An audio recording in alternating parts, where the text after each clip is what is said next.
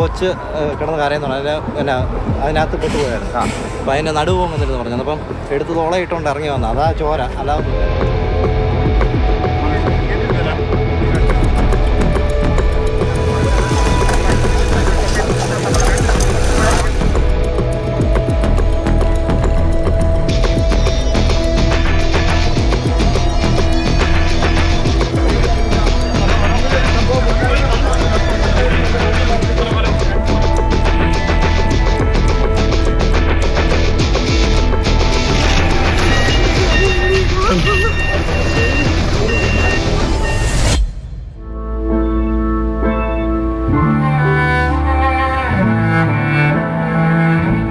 കേരളത്തിൻ്റെ ആരോഗ്യ മേഖലയിൽ വിസിബിൾ ആയിട്ടുള്ള ചേഞ്ച് ഉണ്ട്. ഇപ്പോൾ അതിന് ഏറ്റവും നല്ല ഉദാഹരണം കോട്ടയം മെഡിക്കൽ കോളേജ് തന്നെയാണ്. എത്രയോ പുതിയ നിർമ്മാണങ്ങളാണ് ഇവിടെ വന്നിരിക്കുന്നത്. അപ്പം ദൃശ്യമായ വികസന പ്രവർത്തനങ്ങൾ സാധ്യമായ ഒരു മേഖലയാണ് ആരോഗ്യ മേഖല, കേരളത്തിൻ്റെ ആരോഗ്യ മേഖല.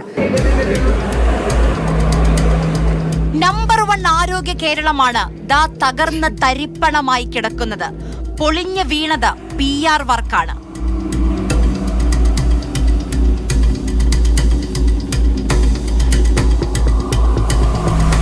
നേരിൽ കണ്ടുകൊണ്ടിരിക്കുകയാണ് ഇത് ഇടിഞ്ഞു താഴുന്നത്. ഒരു കൊച്ചു കുഞ്ഞിനെ സാഹസ്യമായി പയ്യൻ രക്ഷപ്പെടുത്തി. അതിന് രണ്ടുപേരെ കാണാൻ ചാൻസ് ഉള്ളൂ. ഒരു കൊച്ച് കിടന്ന് കരയെന്ന് പറഞ്ഞു. പിന്നെ അതിനകത്ത് പെട്ടുപോയായിരുന്നു. അപ്പോൾ അതിൻ്റെ നടുവ് പോകുന്നില്ലെന്ന് പറഞ്ഞു. അപ്പം എടുത്ത് തോളയിട്ടുകൊണ്ട് ഇറങ്ങി വന്നു. അതാ ചോര, അല്ലാതൊന്നുമില്ല.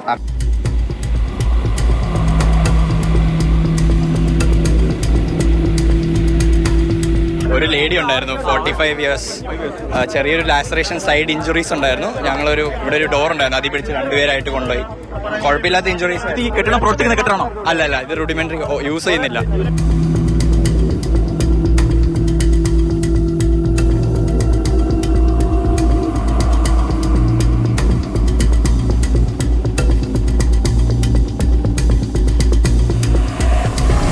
ഇത് കണ്ടോ, അങ്ങോട്ട് ക്യാമറ ഒന്ന് അങ്ങോട്ട് വെക്കാവോ?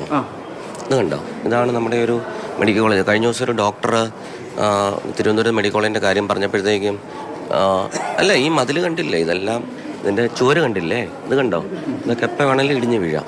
ഭിത്തിയെല്ലാം ഇപ്പോൾ ബെൻഡായിട്ട് നിൽക്കുവാണ്. ഇതിനകത്ത് ഒത്തിരി നേരം നമ്മളെ സമയം വെയിറ്റ് ചെയ്യുന്നത് ഇതായിരിക്കും. എന്തായാലും നമ്മളിവിടെ നിൽക്കുന്നത് തന്നെ അപകടമാണ്. കാരണം ആ തരത്തിലാണ് ആ കെട്ടിടത്തിന്റെ ബാക്കി ഭാഗങ്ങളൊക്കെ തന്നെ ഇടിഞ്ഞു നിൽക്കുന്നത്.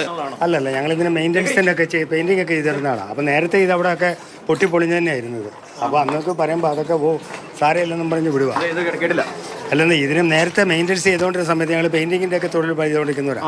അപ്പോൾ ആ സമയത്തൊക്കെ ഇത് ഇങ്ങനെ പൊട്ടിപ്പൊളിഞ്ഞിരിക്കുമ്പോൾ കാണിക്കുമ്പം അതൊക്കെ കുറേ രീതിയിൽ എന്തെങ്കിലുമൊക്കെ ഓട്ടയടച്ചങ്ങ് പോവുകയുള്ളായിരുന്നു. ഇപ്പോഴും ആളുകളുണ്ടായിരുന്നല്ലോ, ആളുണ്ടായിരുന്നു.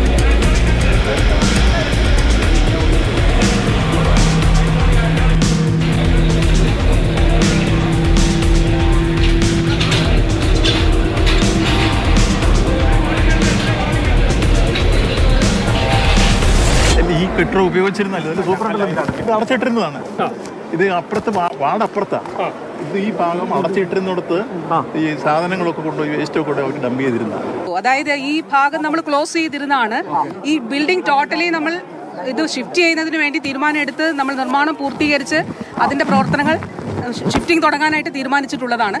അപ്പോൾ അവിടെ ഇത് അടച്ചിട്ടിരുന്നത് കൊണ്ട് വാസ്തവത്തിൽ മറ്റ് പ്രയാസങ്ങൾ ഉണ്ടായില്ല എന്നുള്ളതാണ്. കേരളത്തിന്റെ ആരോഗ്യമന്ത്രി മാധ്യമങ്ങൾക്ക് മുന്നിൽ വന്ന് ന്യായീകരിക്കുന്ന ഈ സമയത്ത് ആ കെട്ടിടത്തിന്റെ അടിയിൽ ഒരു മനുഷ്യജീവൻ ഉണ്ടായിരുന്നു. രക്ഷിക്കാമായിരുന്ന ഒരു മനുഷ്യജീവൻ.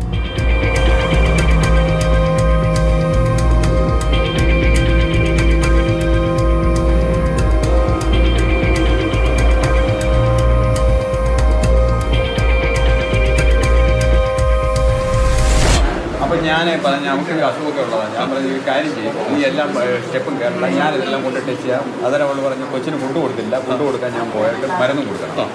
അപ്പോൾ അങ്ങനെ പോയതാണ്. അതിന് കഴിഞ്ഞ് ഞാൻ ഈ ലാബിലെല്ലാം കറങ്ങി വന്നപ്പോഴേ കൊച്ചു വിളിച്ചു പറയുന്നത് ഇത് ഇടിഞ്ഞ് ഉടനെ ഓടി വരാൻ പറഞ്ഞു. ഞാൻ ഇതൊക്കെ കഴിഞ്ഞ് വരുന്നത്. നിങ്ങൾ പോയ ആ വാർഡിന്റെ പരിസരത്തോട്ടാണ് ലാബിലോട്ട് പോയത്? അതുവഴിയാണല്ലോ ആ വാർഡിലോട്ട്. ഇത് താഴെ ലാബല്ല. അതിന് അങ്ങോട്ട് പോകാൻ സാധ്യത വളരെ കുറവുണ്ട്. വേറെ ബിൽഡിംഗ് ആണ് ആ പ്രദേശത്തോട്ട് പോകാൻ സാധ്യത. ഇല്ല, ഈ കൊച്ചു പറയുന്നത് അമ്മ ബാത്റൂമിലോട്ട് വാഷ് ചെയ്യാൻ പോയെന്നാ പറഞ്ഞു. അത് ഇവിടെ തന്നെ ബാത്റൂമില്ല, ഇവിടെ അല്ല, വാർഡിനകത്തുള്ള ഇടിഞ്ഞത് ഞാൻ 10 അങ്ങോട്ട് പോയെന്നാ പറയുന്നത്. നിങ്ങൾ ആ ഫോണിൽ വിളിച്ചായിരുന്നോ? ഞാൻ വിളിച്ചപ്പം ഫോൺ എടുക്കുന്നില്ല. അവര് ബെല്ലുണ്ട്.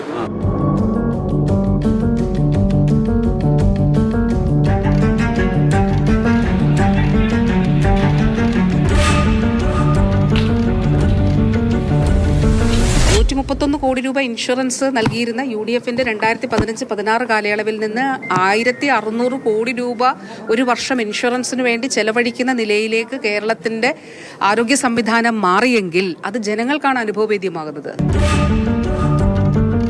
കെട്ടിടം വീണപ്പോൾ വന്നു പറയുകയാണ് കെട്ടിടം പഴയതാണ്, ഉപയോഗിക്കാത്ത കെട്ടിടമാണെന്ന്. ആ പാവം സ്ത്രീ ബിന്ദുവിന്റെ തെറ്റെന്താണ്? മകളുടെ ചികിത്സയ്ക്കായി നമ്മുടെ ആരോഗ്യ സംവിധാനത്തെ വിശ്വസിച്ചതോ? മിനിറ്റിന് നമ്പർ 1 എന്ന് പറഞ്ഞ് തളരാത്തവർ എന്ത് വാക്ക് പറഞ്ഞ് ആശ്വസിപ്പിക്കും ഈ കുടുംബത്തെ?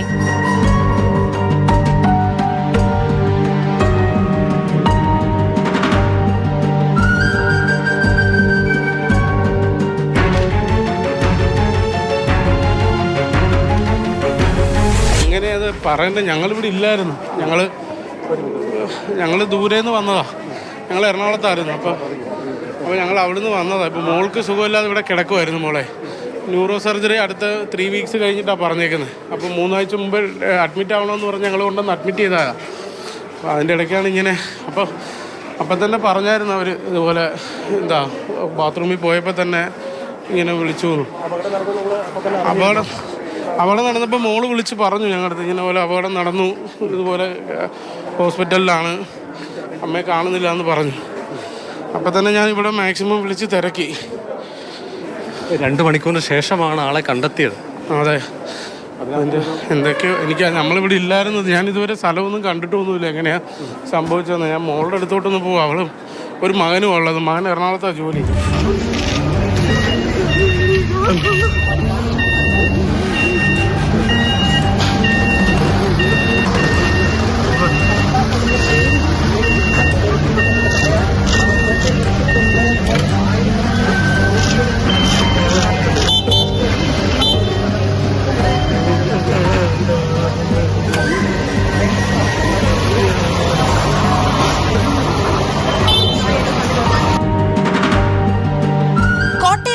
കോളേജ് അപകടം 2 ദുരന്തങ്ങൾ കാണിച്ചു തന്നു കേരളത്തിന്.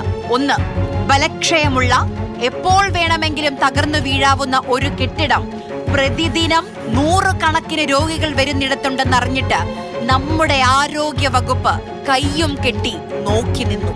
2, അപകട സ്ഥലത്തേക്ക് ഓടിയെത്തുന്ന ജനപ്രതിനിധികൾ ആദ്യം ചെയ്യേണ്ടത് ന്യായീകരണ ക്യാപ്സ്യൂളുകളുടെ വിതരണമല്ല, മറിച്ച് രക്ഷാപ്രവർത്തനത്തിന് ചുക്കാൻ പിടിക്കുകയാണ്. തിരുവനന്തപുരത്ത് ചിറയൻകീഴിൽ നിന്നുള്ള ഒരു അച്ഛൻ, അദ്ദേഹത്തിൻ്റെ മകൻ അവിടെ ആക്സിഡൻ്റായി കിടക്കുകയാണ്. എൻ്റെ അടുത്ത് പറഞ്ഞു, തിരുവനന്തപുരത്ത് സ്വകാര്യ ആശുപത്രിയിൽ 40 ലക്ഷം രൂപയായി, പിന്നെ 1 രൂപ പോലും കയ്യിലില്ല എടുക്കാൻ. മകൾ സൗദിയിൽ ജോലി ചെയ്യുകയാണ്. ഇവിടേക്ക് വിളിച്ചു, ഇവിടെ എങ്ങനെയെങ്കിലും ഒരു വെന്റിലേറ്റർ വേണം എന്നുള്ളത്. എന്നിട്ട് ഇന്നലെ അദ്ദേഹം പറഞ്ഞു, ഞാൻ നേരത്തെ ഇവിടേക്ക് കൊണ്ടുവന്നാൽ മതിയായിരുന്നു എന്ന് പറഞ്ഞു. അപ്പോൾ സാധാരണക്കാരുടെ ആശ്രയ കേന്ദ്രമാണ് നമ്മുടെ മെഡിക്കൽ കോളേജുകൾ. ഈ മെഡിക്കൽ കോളേജിലാണെങ്കിൽ ഒരു ഓപ്പറേഷൻ്റെ സാധനം ഒന്നുമില്ല. ഞങ്ങൾ നിവൃത്തിയില്ലാത്ത ഞങ്ങൾ പുറത്തു നിന്നാണ് വലിയ വില കൊടുത്ത് ഈ സാധനം വാങ്ങിച്ച് എൻ്റെ മോൻ്റെ ഓപ്പറേഷൻ ഞാൻ നടത്തിയത് പോലും.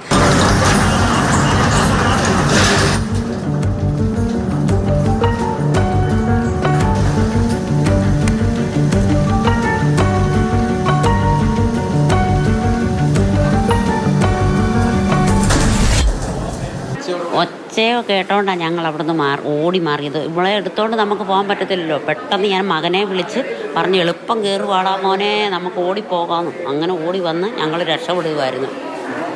അതാ സംഭവിച്ചത്.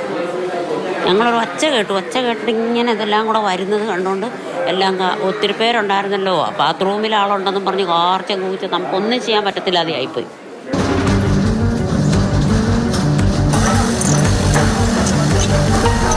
താഴത്തെ കെട്ടിടത്തിൽ ഇരിക്കുമായിരുന്നു എല്ലാവരും കൂടെ. അങ്ങനെ ഞങ്ങളുടെ ഭാഗത്തോട്ടാണ് ഈ കെട്ടിടം ഇടിഞ്ഞു വീഴുന്നത് പോലും. ഇടിഞ്ഞ് വീണുകൊണ്ടിരിക്കുക. അപ്പം തന്നെ ഞങ്ങളിത് കണ്ടു ഭയന്ന് ഞെട്ടി. ഞങ്ങൾക്ക് അന്നത്തെ മാനസികാവസ്ഥ എന്തുവന്ന് ഞങ്ങൾക്ക് അറിയത്ത് പോലുമില്ല. ഞങ്ങൾക്ക് ഒന്നും ഞങ്ങൾ എടുത്തിട്ടില്ല. ഞങ്ങളുടെ കുഞ്ഞുങ്ങളെ രക്ഷിച്ചാൽ മതി, അവിടെ കിടക്കുന്ന രക്ഷിച്ചാൽ മതി എന്നുള്ള ഒരു വിഭ്രാന്തിയിൽ ഞങ്ങൾ കിടന്ന് ഓടുക അങ്ങോട്ടും ഇങ്ങോട്ടും. എന്ത് ചെയ്യണമെന്ന്, റോളി എടുക്കണോ, വീൽചെയർ എടുക്കണോ?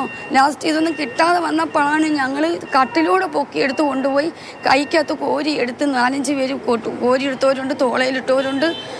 എന്തോ വലിച്ച് താഴെ കൂടെ എഴിഞ്ഞ് വലിച്ചു കൊണ്ടുപോയി പേഷ്യൻ്റ് വരെ ഉണ്ട്, ഒരു ട്രോളി കിട്ടാഞ്ഞിട്ട്.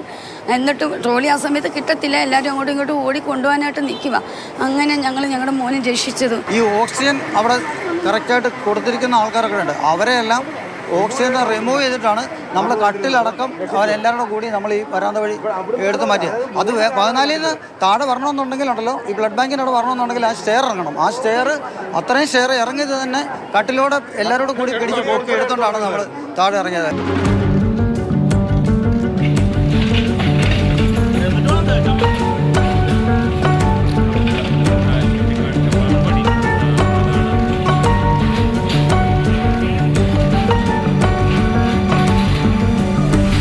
ബിൽഡിംഗ് മൊത്തം കളഞ്ഞിട്ട് ഈ ബിൽഡിങ്ങിലേക്ക് മൊത്തം പേഷ്യൻസിനെ മാറ്റാൻ വേണ്ടിയാണ് കാലേ കൂട്ടി കിഫ്ബി ഫണ്ടിൽ നിന്ന് 257 കോടി രൂപ മുടക്കി ഇപ്പോൾ ഈ മനോഹരമായ ബിൽഡിംഗ് തീർത്തത്. ഇവിടെ 565 കിടക്കകളുണ്ട്. കിഫ്ബി അനുവദിച്ച കോടികളുടെ കണക്ക് പറയുന്ന ഈ നേരത്ത് ആ മണ്ണിനടിയിൽ മനുഷ്യനുണ്ടോ എന്ന് പരിശോധിക്കാൻ നമ്മുടെ മന്ത്രിക്ക് സമയമില്ലായിരുന്നു. സിസ്റ്റം ഇടിഞ്ഞു വീണ് ഒരു ജീവൻ നഷ്ടമായെന്ന് പറയാത്തത് ഭാഗ്യം.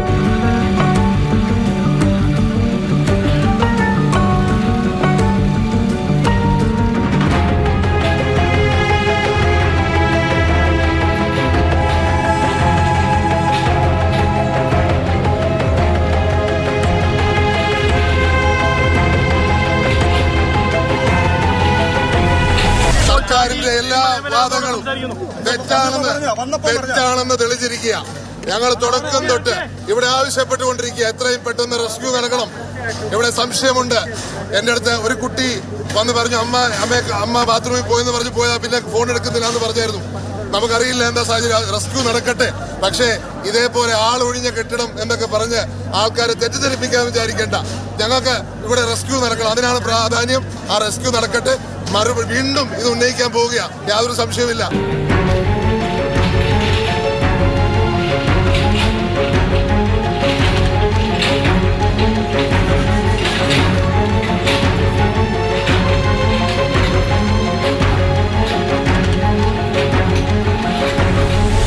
തെരച്ചിൽ നടത്തിയിട്ടില്ലല്ലോ. ഈ ആളുകളെല്ലാം ചുറ്റും കൂടുമ്പോഴും ആ പാവപ്പെട്ട സ്ത്രീ ശ്വാസം മുട്ടിയ മണ്ണിനടിയിൽ കിടക്കുകയല്ലേ. അത് തെരച്ചിൽ നടത്തുന്നതിന് വേണ്ടിയുള്ള നടപടിയെടുത്തില്ലല്ലോ. ഒന്നും നടന്നിട്ടില്ല എന്ന് വീണ്ടും ഇവർ പറഞ്ഞത് കൊണ്ടാണ് തെരച്ചിൽ നടത്താനുള്ള ആളുകൾ പോലും കൈ കെട്ടിയിരുന്നത്. അപ്പോഴാണ് ഒരു ജീവൻ നഷ്ടപ്പെട്ടത്. നേരത്തെ തെരച്ചിൽ നടത്തിയിരുന്നു എങ്കിൽ ഈ മരണം ഒഴിവാക്കാൻ പറ്റുമായിരുന്നു. ശിവോജ് അപകടം നടന്ന സമയത്ത് ഒരു 10-15 മിനിറ്റ് കൊണ്ട് ഇവിടെ എത്തിയ ആളാണ്. അപ്പോൾ ആദ്യ ഘട്ടത്തിൽ ആരെങ്കിലും പറഞ്ഞിരുന്നു ഇങ്ങനെ ഒരാൾ കുടുങ്ങി കിടപ്പുണ്ട്, അല്ലെങ്കിൽ ഇങ്ങനെ ഒരു സംശയം ഉന്നയിച്ചു? ആദ്യ ഘട്ടത്തിൽ ഇത്തരത്തിലൊരു സംശയം തന്നെ ഇല്ലായിരുന്നു. അച്ഛനോട് സംസാരിക്കും, അച്ഛൻ പറയുന്നത് ഈ ബ്ലഡ് കൊടുക്കാൻ പോയിരുന്ന കാര്യമാണ്. പിന്നീട് മകളെ കണ്ടെത്തുന്നതിന് വേണ്ടി തന്നെ അച്ഛൻ ഒരുപാട് സമയമെടുത്തു. പ്രത്യേകിച്ച് ഇവർ പല സ്ഥലത്തായിരുന്നു. അവിടെ നിന്ന് ഉള്ള ആളുകളൊക്കെ തന്നെ ആരൊക്കെയോ ചേർത്ത് രക്ഷപ്പെടുത്തി ഈ മകളെയൊക്കെ തന്നെ ആദ്യഘട്ടത്തിൽ തന്നെ സുരക്ഷിതമായി ഇപ്പുറത്തെ വാർഡുകളിലേക്ക് തന്നെ മാറ്റിയിട്ടുണ്ടായിരുന്നു. അപ്പോൾ ഈ മകളെ കണ്ടെത്തുന്നതിന് വേണ്ടി തന്നെ അച്ഛൻ ഒരുപാട് സമയമെടുത്തു. അതാണ് ഏറ്റവും പ്രധാനപ്പെട്ടത്. അതിനുശേഷമാണ് അമ്മയെ പറ്റി തന്നെ കൂടുതൽ അവർ അന്വേഷിക്കുന്നത്. അമ്മയെ വിളിക്കുന്ന സമയത്ത് മൊബൈൽ ഫോൺ റിംഗ് ചെയ്യുന്നുണ്ടായിരുന്നു. അപകടം നടക്കുന്നത് 11 മണിക്ക്. പോലീസ് എത്തി, ഫയർഫോഴ്സും പിന്നാലെ മന്ത്രിമാരും. എല്ലാവരും മാഞ്ഞ് പരിശ്രമിച്ചത് ആർക്കും പരിക്കില്ലെന്ന് പറയാം. കൂടുതലായി പരിക്കുകൾ ഗുരുതരമായ പരിക്കൊന്നുമില്ല, ചെറിയ പരിക്കുകൾ മാത്രമേ. മണ്ണിനടിയിൽ ആരെങ്കിലും ഉണ്ടോ എന്ന് പരിശോധിക്കാൻ മണ്ണുമാന്തി യന്ത്രം എത്തിയത് 2 മണിക്കൂർ കഴിഞ്ഞാണ്. മന്ത്രിമാരുടെ ന്യായീകരണവും യന്ത്രങ്ങൾ എത്താൻ വൈകിയതും എല്ലാം കഴിഞ്ഞ് പരിശോധന തുടങ്ങിയപ്പോൾ കിട്ടിയത് ബിന്ദുവിന്റെ ജീവനറ്റ ശരീരം.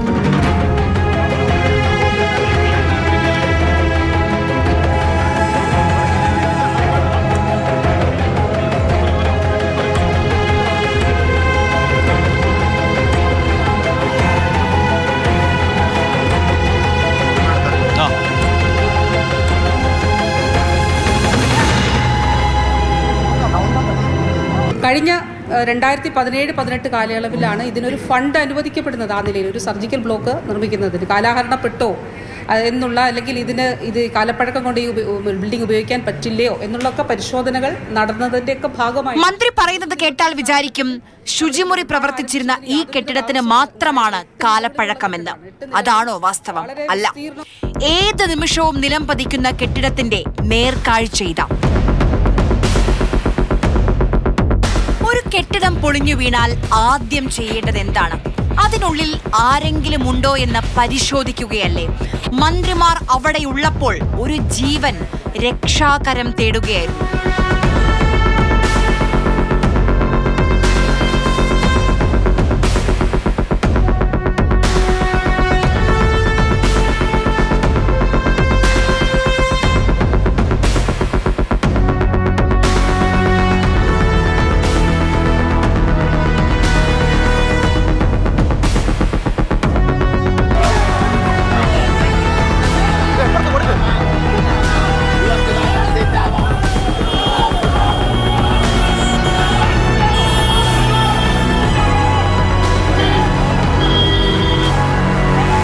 ആരോഗ്യവകുപ്പ് മന്ത്രി പരിപൂർണമായി പരാജയപ്പെട്ടിരിക്കുന്നു. അപ്പോൾ ആരോഗ്യവകുപ്പിന് ദിശാബോധം നൽകാനോ ഒരു പാവപ്പെട്ട രോഗികൾ എത്തുന്ന സർക്കാർ ആശുപത്രികളെ നവീകരിക്കാനോ ഇന്ന് വരെ ഈ മന്ത്രിക്ക് സാധിച്ചിട്ടില്ല.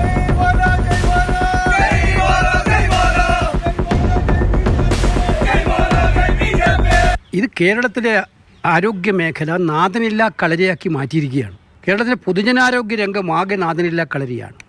അപകടം നടന്നു എന്ന് പറഞ്ഞ ഉടനെ തന്നെ ഒറ്റ വാചകം, അവിടെ ആരുമില്ല, അത് ഉപയോഗിക്കുന്ന കെട്ടിടമല്ല. മുഖ്യമന്ത്രിയുടെ മോഡലാണ്.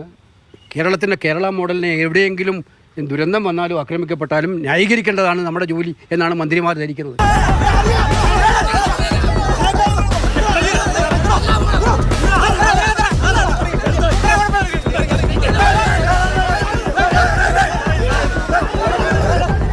ഇതുപോലെ പരാജയപ്പെട്ടൊരു മന്ത്രി, ഞാൻ പറയുന്നത് ഡോക്ടർ AR മേനോനെ പോലെ പ്രഗത്ഭമതികൾ കൈകാര്യം ചെയ്തൊരു വകുപ്പിൽ ഈ മന്ത്രി ഒരു അട്ടർ ഫെയിലിയറാണ്. അത് പറയുമ്പോൾ ഞങ്ങളുടെ മെക്കട്ടയ്ക്ക് ചാടിയിട്ട് കാര്യമൊന്നുമില്ല.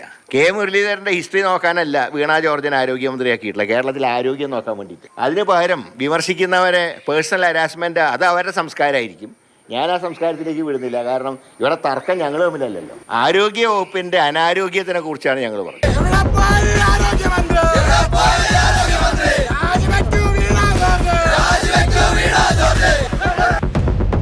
ഇന്നും വീണ ജോർജ് ഒരു മാധ്യമ പ്രവർത്തകയായിരുന്നുവെങ്കിൽ ചോദിക്കുമായിരുന്ന ചോദ്യങ്ങളാണ് പൊതുജനം ചോദിക്കുന്നത്. 1. ബിന്ദുവിന്റെ ജീവനെടുത്തത് ആരാണ്? 2. അപകടം നടന്ന ഉടനെ സ്ഥലത്തെത്തിയ മന്ത്രിമാരോട് ആരും കുടുങ്ങിക്കിടക്കുന്നില്ല എന്ന് പറഞ്ഞത് ആരാണ്? 3. ദിനം പ്രതി ആയിരങ്ങൾ വരുന്ന സർക്കാർ ആശുപത്രിയിൽ ഇടിഞ്ഞു വീഴാറായ ആ കെട്ടിടം എന്തിന് നിലനിർത്തി? 4. ഉടൻ പൊളിക്കാനായിരുന്നു തീരുമാനമെങ്കിൽ അവിടെ ആളുകൾ കടക്കാതിരിക്കാൻ എന്തു ചെയ്തു? മുന്നറിയിപ്പ് ബോർഡ് സ്ഥാപിച്ചിരുന്നു.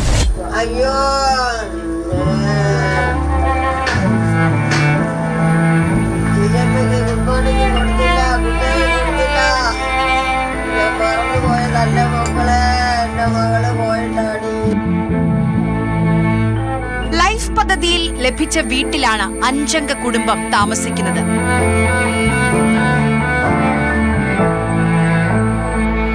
തൊഴിലുറപ്പിന് പോയാണ് ബിന്ദുവിന്റെ ഭർത്താവ് കുടുംബം പോറ്റുന്നത്. വലിയ സഹായമായിരുന്നു വസ്ത്രശാലയിലെ ബിന്ദുവിന്റെ ജോലിയും. BSc നഴ്സിംഗിന് പഠിക്കുന്ന മകൾ നവമിക്ക് ഇനി ആരുണ്ട് ആശ്രയം? മകൻ നവനീതിന് ആരാണ് ഇനി അഭയം? നമ്മുടെ സിസ്റ്റത്തിന് തകരാറുണ്ട്. തകർന്നടിഞ്ഞ സിസ്റ്റം ബലി നൽകിയതാണ് ബിന്ദുവിനെ. കടയുടെ അടുത്താണ് വർക്ക് ചെയ്യണത്. ഞങ്ങൾ ഇന്നും ഒരുമിച്ച് കാണണവരാണ്. വൈകുന്നേരം വരെ ഞങ്ങൾ ഒരുമിച്ചുണ്ടാവണവരാണ് ഒരു സ്ഥലത്ത്. അത്ര ഒരു നല്ല ചേച്ചിയായിരുന്നു പുള്ളിക്കാരത്തി. ആരോടും ഒരു ഇതുമില്ലാത്തൊരു നല്ലൊരാളായിരുന്നു. ഇന്ന് രാവിലെ ഇത് കണ്ടപ്പോഴാണ്, ന്യൂസ് കണ്ടപ്പോഴായിരുന്നു, നമ്മൾ വീട്ടിൽ നിന്ന് വാർത്ത കേട്ടോണ്ടിരുന്നപ്പോ പെട്ടെന്ന് ഇങ്ങനെ പറഞ്ഞ്. അപ്പൊ 56 വയസ്സുള്ളതെന്ന് പറഞ്ഞപ്പോ പെട്ടെന്ന് അത്രയും വന്നില്ല. അത് കഴിഞ്ഞപ്പം പറഞ്ഞപ്പോ നമുക്ക് പെട്ടെന്ന് ആളുടെ ഫോട്ടോ കാണിക്കുന്നതിന് മുമ്പ് പെട്ടെന്ന് നമ്മുടെ മനസ്സിലേക്ക് ഇത് വന്നു, ബിന്ദു ചേച്ചിയുടെ കാര്യം. ഞങ്ങളൊക്കെ ബിന്ദു അമ്മയെന്ന് തന്നെയാണ് വിളിക്കുന്നത്. ഞങ്ങളുടെയൊക്കെ ഒരു അമ്മേനെ കൂട്ടി ഞങ്ങളെ സ്നേഹിക്കണ ഒരാളായിരുന്നു. ഭർത്താവിന്റെ പേര് ഇവിടെ ഈ കോട്ടയം ജില്ലയിൽ ഒരാട് വിശ്രുതം എന്ന് പറഞ്ഞാൽ ഈ പുള്ളിനെ മാത്രമേ ഉള്ളൂ ഇവിടെ. അതുകൊണ്ട് ഞങ്ങൾക്ക് എല്ലാവർക്കും പെട്ടെന്ന് പിന്നെ ഞങ്ങൾ TV വെച്ച് നോക്കിയപ്പോഴത്തേന് പുള്ളിക്കാരനെ കണ്ടു, കൊച്ചിനെ കണ്ടപ്പോൾ പിന്നെ ഞങ്ങൾക്ക് ഉറപ്പായി. ഞങ്ങളിവിടെ ഓടി വന്നപ്പോൾ അമ്മ അറിഞ്ഞിട്ടില്ല. അതുകൊണ്ട് ഞങ്ങൾ ആരും ഇറങ്ങാതെ ഞങ്ങൾ പുറം വഴിയെല്ലാം നടക്കുമായിരുന്നു. ബന്ധുക്കളും മറ്റുമൊക്കെ എങ്ങനെയാണ്? എല്ലാവരും ഇവിടെ അടുത്തൊക്കെ ഉണ്ട്. അടുത്ത് ഇവിടെ അനിയനുണ്ട്, അടുത്ത് താമസിക്കുന്നുണ്ട്. പിന്നെ ഞങ്ങൾ ഇപ്പോഴും വന്നുകൊണ്ടിരിക്കുന്നത് ഇവിടെ. ഇപ്പോൾ കുറേ ആയിട്ട് എനിക്ക് വയ്യാഞ്ഞ കാരണം ഞാനും വന്നില്ല. അന്ന് ഞാൻ ഇവിടെ ഇരിക്കണീന്നും പറഞ്ഞ് എന്നെ വിളിച്ചിരുത്തുകയൊക്കെ ചെയ്യുമായിരുന്നു. ആരോഗ്യ കേരളത്തിന്റെ മികവ് കാരണം ഒരു വീട്ടമ്മ മോർച്ചറിയിൽ കിടക്കുമ്പോഴും മന്ത്രിമാരുടെ മുഖത്തെ ചിരി മാഞ്ഞിട്ടില്ല.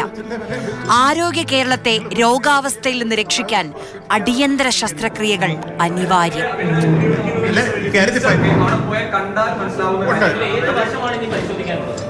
നിങ്ങൾ കുറച്ച് മര്യാദയ്ക്ക് സംസാരിക്കുന്ന നല്ലതാണ്. നമ്മുടെ മിനിസ്റ്ററോട് സംസാരിച്ച ഭാഷ ഞാൻ കേട്ടു.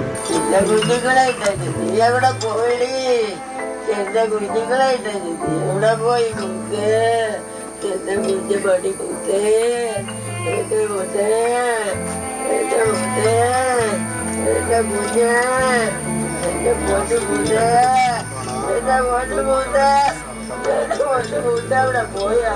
അയ്യോ.